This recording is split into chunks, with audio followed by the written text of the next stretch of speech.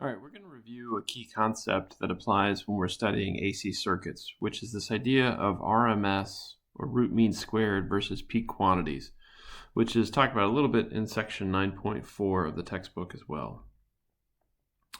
So just to remember again, we talked about this before, but the difference between DC waveforms versus AC waveforms. So DC, of course, is direct current. AC is alternating current. DC waveforms are really easy to characterize and measure. In other words, there's only one number associated with this. If I look at this example right here, obviously for all time, V of t is equal to 240 volts. It's one constant number, okay? It never changes. But if I have an AC waveform like I have over here, right? In this case, I've got a pure sine wave. So what I see about this particular waveform is that it is represented by infinitely many different values. In other words, this is a real function, so there's many numbers associated with this thing as time advances. So there's really not a good number necessarily to use, except maybe the amplitude. Now, typically, though, we don't necessarily just think of an AC waveform in terms of its amplitude. So if I look at this particular guy right here, so my sine wave, my sort of generic sine wave, in this case it is a sine and not a cosine, there's a couple of different measures or metrics that we utilize to quantify this thing. Right? So the most obvious is if I have V of t equal to A sine omega t like I have right here. Very often what I refer to is the peak value of it, which is the amplitude, right? Which in this case would be A. Now, very often, if you're talking about, let's say, when I'm trying to measure this thing, like if I go to an oscilloscope and I try to measure it, it's difficult to be able to measure V peak because it's really kind of hard to know exactly where the zero value is when I'm in a practical sense. So usually what we use is the peak to peak value. So that would be what's the distance between the top minus what it is at the bottom. Right, so that's the total distance from here to here. That is obviously 2A. So we call that the peak-to-peak value. That's commonly used in practice when we're measuring real waveforms. And then the other one, which is actually the most commonly used in all applications, is the RMS value. Okay, so the RMS value can be derived from this sort of strange equation here. Now we're going to see why it's commonly used here in a little bit, but the critical reason is related to power. Okay, so when I have an AC waveform, the RMS value is the square root, right? So the root of the mean squared. So if you remember, if I take 1 over t x of t, if I take an integral over a period, right, this is the average of x. That's the average value of x of t. Okay? So if I square that, that's the mean of the squared waveform, and if I take the square root of that, that's what we call the root mean squared value. It's kind of an odd equation, but it turns out to be useful in power, as we said. So I'm not going to go through the derivation. You can look at it here. But if you plug in x of t equal to, in this case, I've plugged in v cosine omega t plus phi. So sort of our typical sort of sinusoidal waveform. If I plop that into the equation, what I end up with is that the RMS value is the amplitude or peak value divided by the square root of 2. So our RMS quantity is A, which is the amplitude in this case, divided by the square root of 2. So as it's written over here, that's approximately equal to 0.707 times A. So about 70% of the peak amplitude.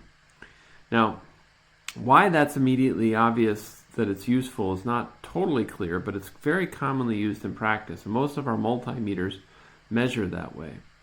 So where do we use this? You're actually probably relatively familiar with the terminology. So here's an oscilloscope shot of a typical voltage that we would see at a power outlet in a home in the US. Okay? So if I look at this, I've got a couple of measurements that are written over here and here and here. Okay? So critical things that we see about this is it's pretty close to sinusoidal what we measure the voltage at an outlet. So this would be, you know, V of t at one outlet in a house. Okay. So if I look at that, what I see with this is the RMS value of the voltage here is about 120 volts. Now for this particular waveform, I see that it's 122.56. All right, which is common. The value actually sort of fluctuates around a lot, but the fact that in the US you have 120 volts and, as we see here, 60 hertz voltage is the way that we typically have things. We say we have 120 volt 60 hertz waveform, but that means its peak value, the top value it takes, is 120 times the square root of 2, which is about 169 volts if you do the math on that. Okay, because remember, Vrms is equal to V peak divided by square root of 2. Okay, so that pretty much matches what we have right here. So it says the top value, the maximum value, is about 165.8.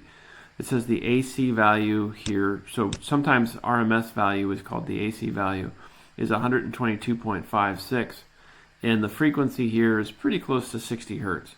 Now you'll notice this is what we would ideally expect, these two numbers right here, 120 and 169.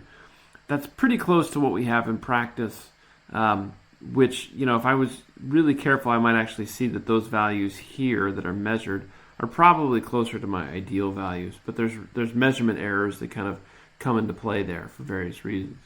Okay, so that's what I'd see at a typical outlet. Now, if I looked at your house, just to kind of understand, so I said 120 volt, 60 hertz waveform is what's normal. So typically, if I express that as a phasor, all right, very often our phasors are going to have RMS values. Now, we're going to talk about that a lot more in the next video. But inside your house, I said you've got 120 volt AC waveform. It turns out you actually have two of them, all right? You have one that's 120 volts RMS with 0 degrees, and another one that's 120 volts RMS with 180 degrees, okay? And we have two types of loads, as it turns out. So your typical circuits, like ones that have lights in your computers and your typical outlet plugs, are the ones that get 120 volts. And you'll see what should happen is that basically I can think of the utility as a voltage source, and current will flow out into your load and then back to the source, and you should have a nice little loop like that. And the different circuits in your house are all kind of connected in parallel.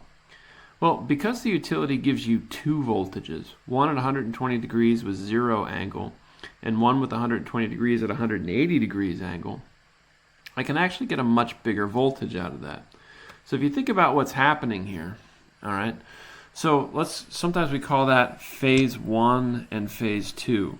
So if I look at this here, my phase 1, I'll say it has 120 volts, so in RMS at least, 120 volts with 0 degrees angle. The other guy is phase shifted 180 degrees, so I'll say he's 120 minus 180. If I take the difference between those two voltages, right? So let's say I take the difference, meaning I take this guy and subtract this guy, right?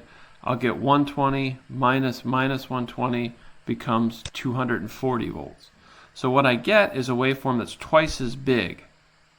Now, we do that for a couple of reasons, right? One of the main loads that get that would be something like this, my air conditioning unit, or my dryer, or my stove, right? Those sorts of loads need a lot of power, and so we give them typically a higher voltage. Now, within the house, basically, just to kind of understand and sort of picture this a little bit, you can see how your sort of typical loads are connected. So what's normally happening is we have power flowing down one wire into your plug, through the load, and then back to the source again. All right, and power always comes in on this blade here that's on the right side and goes back onto this blade that's on the left side. Okay, and we give them different names. The side where the power flows in is called the hot. That's the plus side.